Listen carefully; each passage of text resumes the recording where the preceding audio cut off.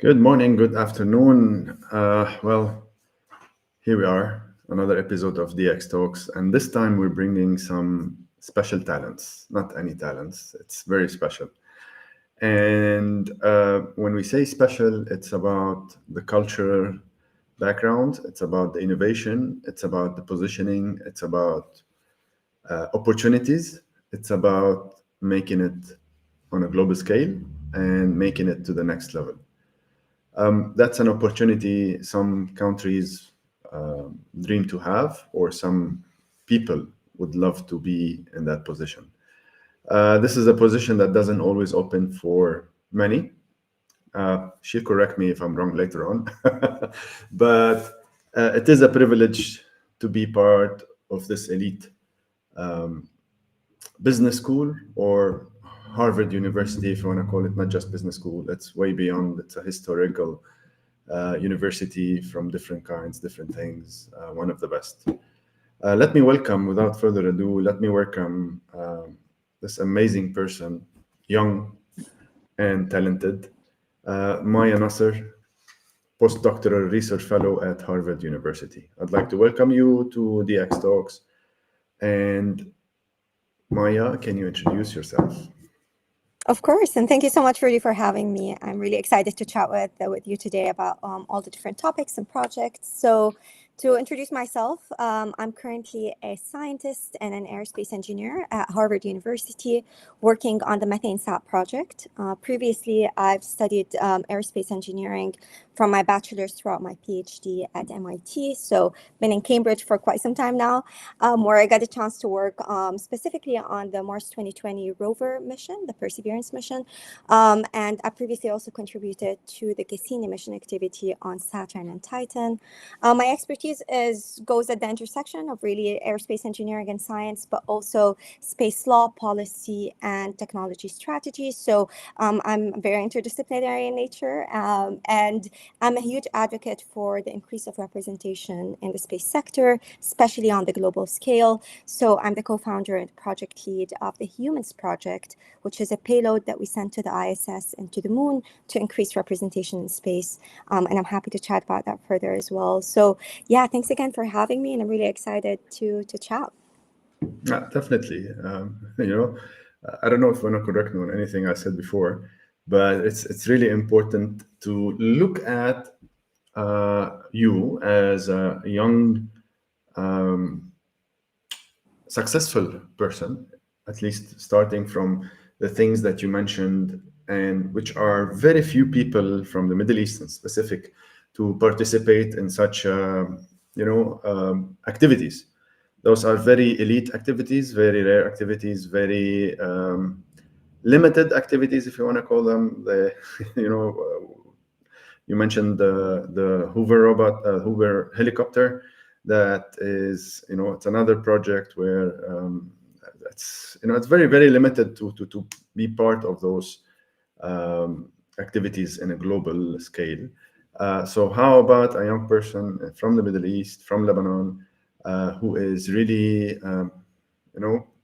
what inspired you and your passion for space exploration during your upbringing in Lebanon? Of course, yeah. I mean, I was really interested in space for as long as I can remember.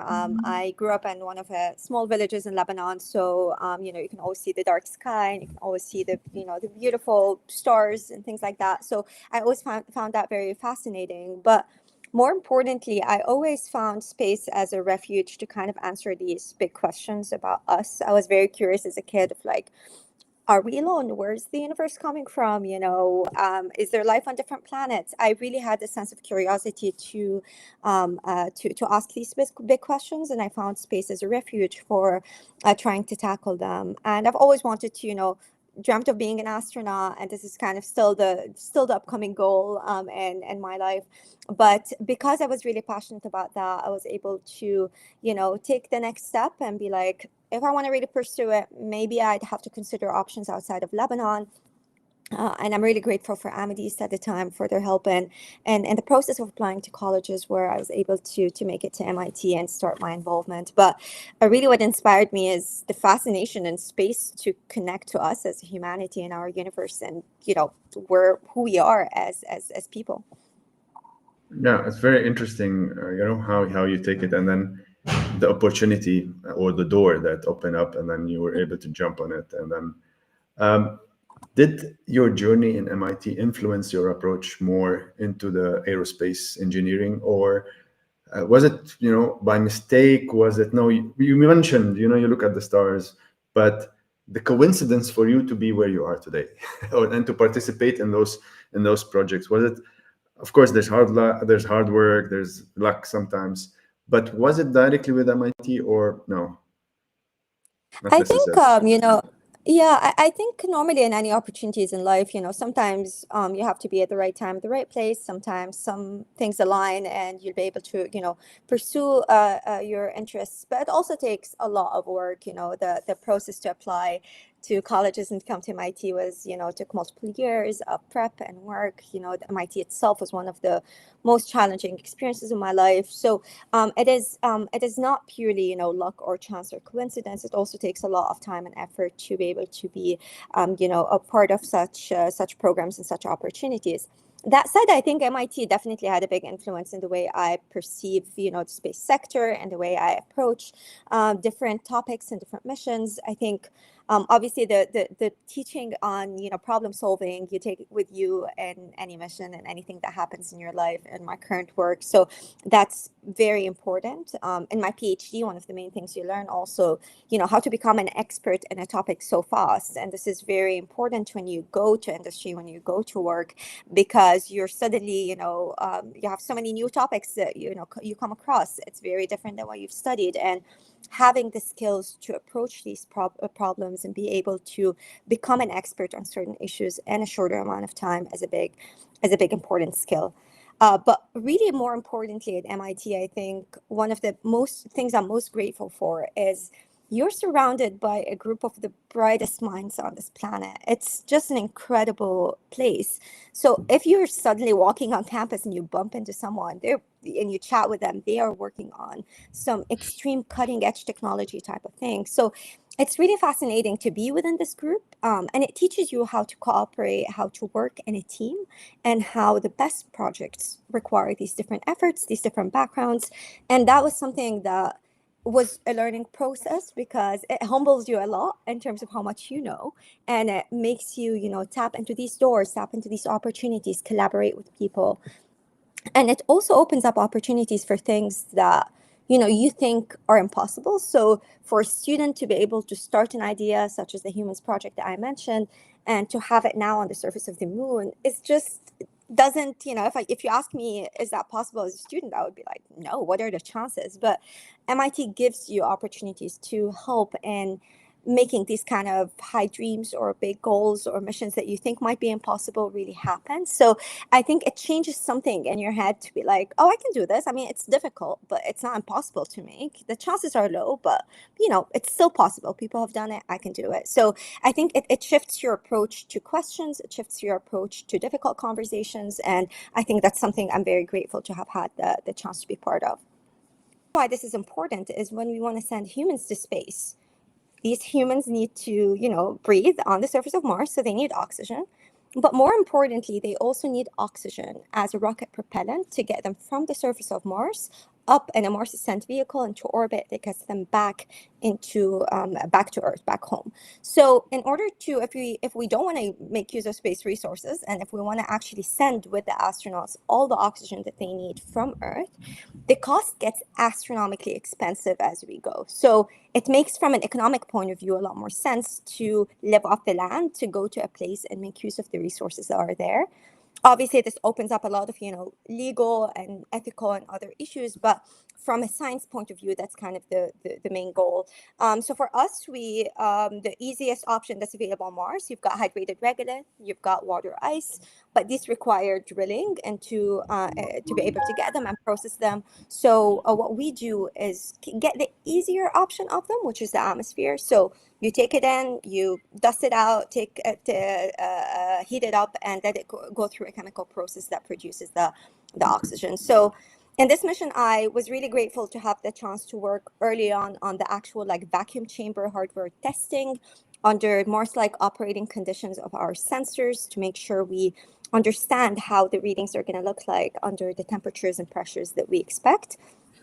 And the second piece is I was able to work on the Mars surface operations. So I was leading our science payload downlink, which means I'm responsible for taking all the data that we get from the surface of Mars, analyzing it, reporting any faults, while at that time working on Mars time, which was very exciting. It was, a nighttime here on Earth, and having, the entire team gathered around me on a Zoom call to see in real time the data analysis, which was still during the pandemic. So it was very exciting, very stressful, and hopefully by successfully demonstrating it, we have been able to open the door for a lot of other ISRU work on the moon, on Mars, and other planets. So in brief, we can breathe on Mars. We demonstrated that capability. We need to scale it up at the moment, but that was demonstrated. Now a small dog can breathe, I'd say, but a human, we need to scale it up a bit more. Okay, but that's where things start. Yeah. So this is where I'd love to know more about the Humans Project and what impact do you hope it will have on a global representation in the space? Yeah, for sure. So the Humans Project, Human stands for Humanity United with MIT Arts and Nanotechnology in Space. It's a project whose main goal is to really create a symbolic avenue for space access globally. When we started this project, it was a concept because of how exclusive space seems, how even international projects such as the ISS only has a small handful of countries involved in it. So we wanted to, take that further. We wanted to have people feel closer, more connected to the space. And this is when we actually had an open call to collect voices and messages from all people globally about the meaning of space to them in their own native languages. So we were able to take in all of this collected data and nano etch it on a disk inspired by the Golden Record that we sent to the International Space Station. And most recently, we also sent it to the surface of the moon. So we landed, earlier this month on the surface of the moon. So this is kind of the main goal of it, to make sure that space is not really a privilege for a few, but it's really a shared legacy for all of us around the world. And I hope from it, we are taking all of these stories and voices and messages from different backgrounds, from different countries, from languages I've never represented before in space, and having people now, if they can look at the moon, they can feel they are part of it. Their voice, their message is literally on its surface, and I'm hoping that will help in sharing this spaces for everyone kind of message. That's very interesting. When you open the door for opportunities in the world, especially from our region, and then how can people, contribute? And this is where I'm going to go a little bit. How can you start something in Lebanon towards, inspiring some of the Lebanese? We had some participated in NASA Space Apps challenges with some people back in the days, but that's not enough. How can we start? We had, unfortunately, some trials, successful trials for in the 50s and 60s, which was banned and stopped. But that's not where we're going to go today. But I think analyzing research apps is something we can definitely do. So how can something be started? Or maybe there's something you already inspired to do here. Yeah, for sure. And this is a really great question. And that's something that's very near and dear to my heart. So actually, a few weeks ago, I organized this Lebanese space panel where we basically gathered these amazing space leaders from Lebanon that are currently working in the US and Europe. And one of the questions I asked was specifically this: what is their view on the future of space exploration in Lebanon? How can Lebanon be part of this story?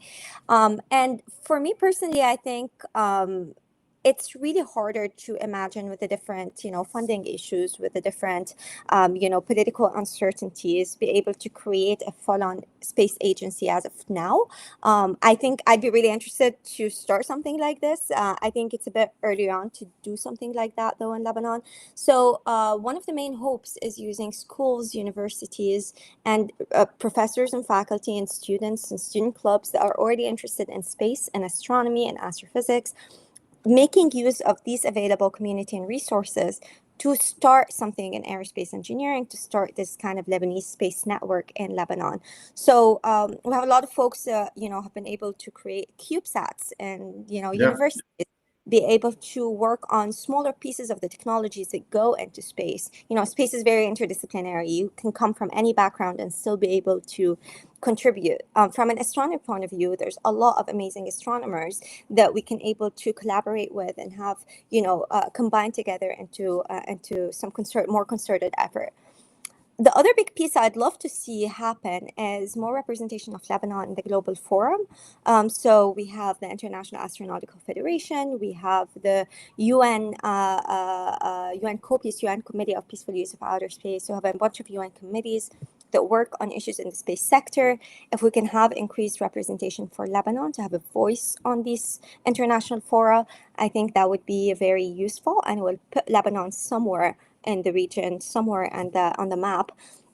And the last piece I'd say is, in the Middle East, there's currently incredible efforts happening from UAE, Saudi Arabia, Jordan, from, Egypt, all across. There's so many amazing space efforts that are ongoing. So these space efforts didn't happen without collaborations. I mean, the UAE space programs was very heavily, influenced by help from the US and help from JAXA, the Japanese Space Agency. So to be able to make a lot of the missions. So I think if we can foster these types of collaborations, even within the Arab space agencies around us, that will help and have more launch opportunities, have more, collaborations on larger projects, and students from their universities, from an academic setting, can be part of that.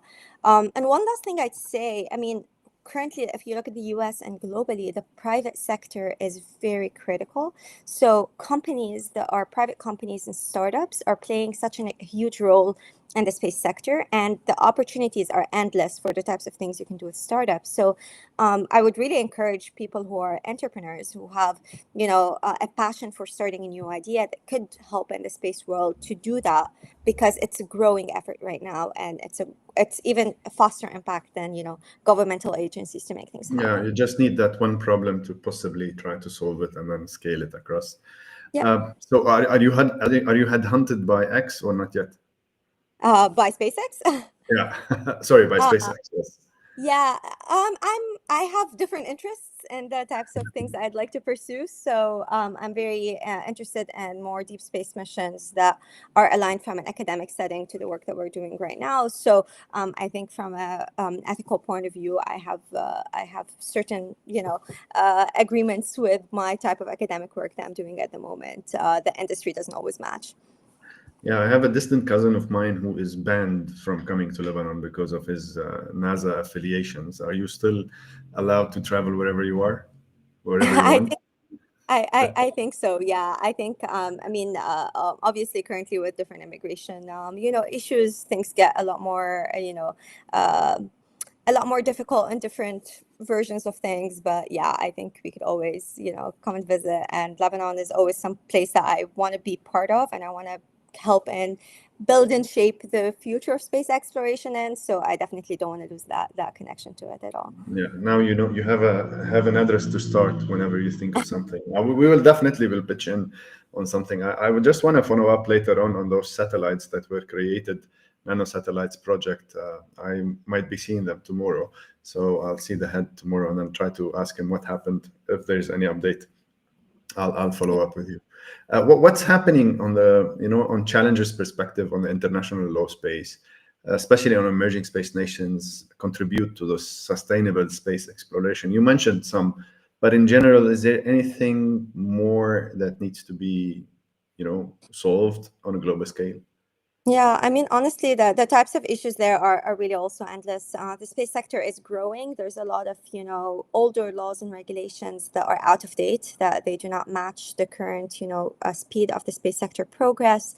When we look at the number of satellites that have been launched to orbit, we can see just a dramatic exponential increase in the amount of satellites. So the regulations that existed are not suitable for the current status of things. So issues in space sustainability in orbit, issues in space governance. So I talked about space resource use.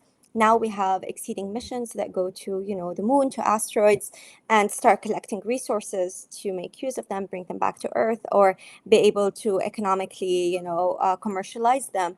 And it's really not clear from a global governance framework if legally that's okay, because these are not supposed to be first come, first serve resources. These are kind of shared resources for all people around the world. So I think there's a lot of issues in space sustainability and space debris, and space governance overall of resources and of other aspects. And I think having a larger voice for emerging space countries would be very important to be able to make sure that it's not only the big players who are claiming a lot of things as a first come first serve type of things, especially when we look at orbit around the Earth. I mean, these satellites are not orbiting over one country; they're orbiting around everywhere.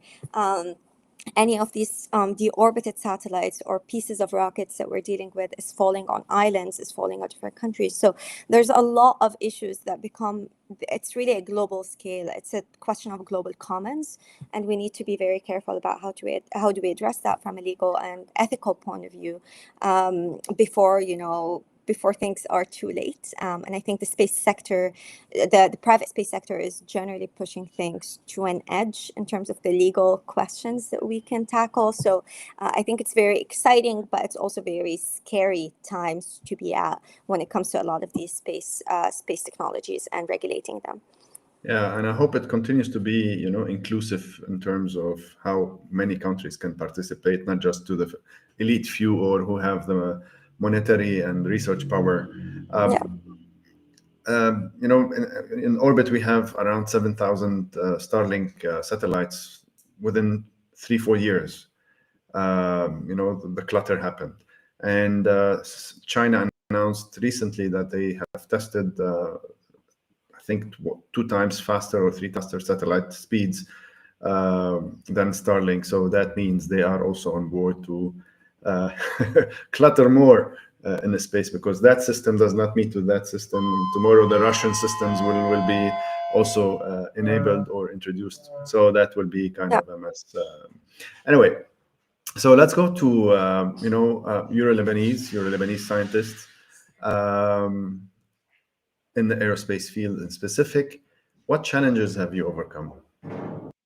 Yeah, I mean, being from Lebanon, the space sector is not a good mix of things to have in the U.S. Obviously, from a security point of view, from a lot of space projects tend to be only limited to U.S. citizens, sometimes green card holders. But there's obviously a limitation when I first came to the U.S. to be able to, be part of any projects, any internships. So I think it was always an issue to feel left out, because you're a very minority of the students around you. Everyone's getting opportunities, collaborating with people, being able to work in companies of interest, and gaining the expertise and gaining the actual internship experiences, for example, in college, to be able to take a job later on. And you're suddenly on your own, not being able to be part of anything because of your passport.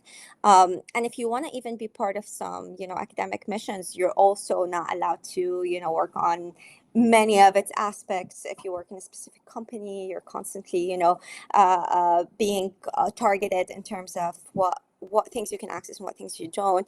Some aspects of that make sense, others don't. So I always found that a bit of an issue, but one of the main ways to get around it was really working through academia and working through such projects and opportunities from an academic standpoint from universities, but because you can do a lot of amazing research without necessarily needing to be an employee of X countries or X companies, and you'd be able to still contribute and learn and be part of amazing teams And that helped me a lot. That is how I worked on Mars 2020 Perseverance mission, how I worked on Cassini, how currently I'm working on MethaneSat. So there are a lot of opportunities in different schools to be able to be part of these projects and be able to make your mark in the aerospace sector. But it's not easy, and I wouldn't lie that it's not just being from Lebanon. I think a lot of international students face that, obviously with different categories of limitations of international students depending your specific country. But it's really unfortunate that some things are out of your control, but you're impacted by them just for a certain passport. But there are some ways around it to be able to still be participate and make an impact in the space sector. And there's a lot of allies and people who help and support, and those are really important and critical along the way. Yeah, that's very important. I hope you were not affected by the recent executive orders, immediate executive orders. I have some friends who were, sent a notice period of 7 days, just in the Yeah. midst of their university degrees. And anyway, that's sad. Yeah. I'm gonna move to the continuation of what you said, and then what advice do you offer those young individuals, especially from the underrepresented areas? Yeah, I think one of the main important things is to network and meet people. I think one advice I had when I was in Lebanon that still sticks to me right now is the best time to meet people is when you need them the least. So I think this is always a mentality that I go with right now, and it helps you become more curious and learn about other people's work and connect to other people without needing anything from them. And over time, you realize that these people will help you, you will help them. It becomes a symbiotic relationship, and you'll be able to succeed a lot more and have more opportunities by creating these networks. So networking, really, if you have someone of interest, just shoot them an email, find them on LinkedIn and send them a message. Like, try to reach out. I think there's a lot of ways to connect to people. Go to events where people might be coming, and try to talk to people. I think that is an incredibly important piece of advice. And this also ties into finding good mentors. I think when I was in high school, I basically reached out to Dr. Charles Lashy, for example, in the US, and he very surprisingly enough replied, and since then became my mentor when I came to the US, and I worked with him on Cassini. So I think, and we still talk and collaborate. So I think having amazing mentors is very important, people that you can trust and people that will help you along the way. So these two things I think are the most critical part. And the last thing I'd say is it's not impossible, so just keep your passion about the world that you're doing. Sometimes we limit ourselves, that my dream is to go, say, like, to MIT and work there, and that's it. Like, if I do anything else, it's not going to work out. And the more you realize is that there's so many different ways to contribute. It doesn't have to be exactly what you planned or the initial track that you had. It actually never works out that way. A lot of things are throwing dots and hoping they connect at some point. So apply to different things, always have plan B's and C's and D's, and I don't think that if something doesn't work out, that's the end of the day. Life is really unpredictable, and you never know what aligns along the way. So keep the hope up that something will happen, and it will eventually. So these are three pieces of advice that I would say are important. Interesting. I'm going to ask you a question. I hope you Yeah, can answer it. go ahead. I was debating with somebody, and then he gave me a nice narrative, which is in the Middle East, we have only 6 Nobel Prize winners. Okay. After research, they turned out to be 9. 2 of them are political leaders. So we have Mhm. total of 7 or 6. Let's keep them in that perspective. Um, we need more Nobel Prize winners. And the question is, I'm sure you've not done your research. I'm sure it's out of the world question, but what do you think, knowing what you're doing could lead to a possible breakthrough somewhere and being the first Lebanese in the last 50 years to be on the Nobel Prize winner? I'm gonna take a different, like a small different track or approach to your question.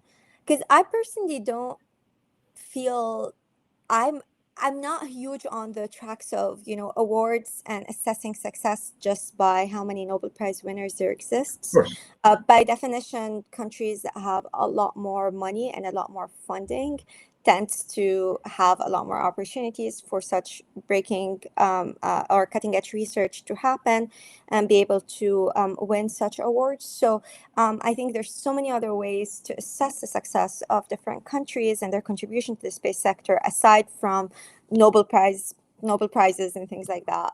That said, I think currently there are a lot of work, I'd say from an astrophysics point of view, maybe not aerospace engineering, in the quantum world. I think quantum physics, as it relates to topics of astrophysics, is a topic that is very fascinating. It's very interesting.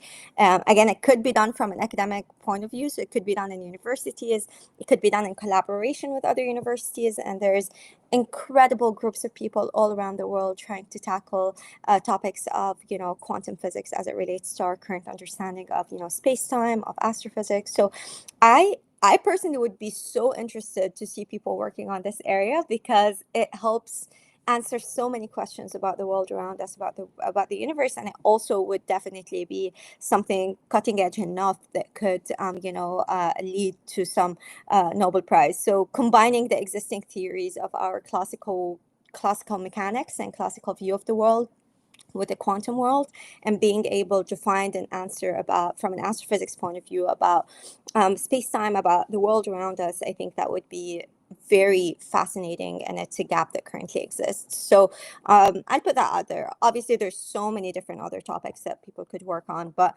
that is something personally I would love if someone had an answer about it. But I would again emphasize, I don't think you can define the measure of a success of a country and its participation by the number of Nobel Prize winners. That's a very niche category of science, and it's very heavily influenced by the amount of funding and resources available for the scientists. No, definitely, I agree with you. I second you on this. But because our contribution globally, and this is something when I tour with the universities, I'm always in a fuss with them that whatever you guys are doing, it's not being commercialized. Whatever it is, whatever research, there's always it's not the right way as it should supposedly be, and then turned into intellectual property, turned into invention, turned into something. So that said, of course, winning or not winning doesn't provide that this person is an award winner versus others. And you mentioned the funds, and this is where you see them, especially in universities, where they start competing. This university is better than the other one, and then when you start looking into the stats and the key metrics and whatever, and then you find there's $1 billion research grant where some universities don't dream to make quarter of that in their lifetime. So how could they compete to be on the top 100 list or top 50 list or whatever? Yeah, it's really a question. It's really a Yeah. question of funds, and that's why it's important to do collaborations, honestly, because I think there's so many amazing, really incredibly smart Lebanese people all around the world, doing incredible successes, and say ESA in Europe and at NASA in the US and different private companies. So, we can harness a lot of the existing community and network to create collaborations, and even again create collaborations with existing space agencies in the Arab world, in the Gulf region. I think there's so many ways of making use of the brains and expertise of people in Lebanon, but also making use of the funds and the money that could exist elsewhere in different grants. So I think it does require a lot of effort, and unfortunately, it's really hard to put the time to this effort when people are struggling with a lot of other political uncertainties and issues. So that puts space exploration really in the back burner because it's not a priority compared to other things. So I think that when we overcome that piece, we'd have a lot more time to actually put and invest in certain technology developments and collaborations. Very interesting. Any last words before we end this episode? No, I think I'm very hopeful to hopefully see something in Lebanon grow in the space sector. You know, from the panel on the organized a few weeks ago, I realized that there's so much interest, so many people signed up, so many people wanted to learn about the space sector. So I'm hoping this grows, and I'm hoping I can help in any way possible in growing the effort back home. Yeah, thank you again for having me and for the discussion. So here you go, guys. That's your address, Maya Nasr. She's you can start with her, bug her. She's ready for that, and she will guide you where you want to go. Thank you for being our guest today and for sharing Of your course. insights. It's amazing. Big thanks to our viewers as well for tuning in. You can watch the recording at any of our channels. Until next time, stay tuned, and then we'll see you soon. Thank you again, Maya, and Awesome. all Thank of you. the best. And we'll definitely keep in touch for more Of course. updates and hopefully future collaboration.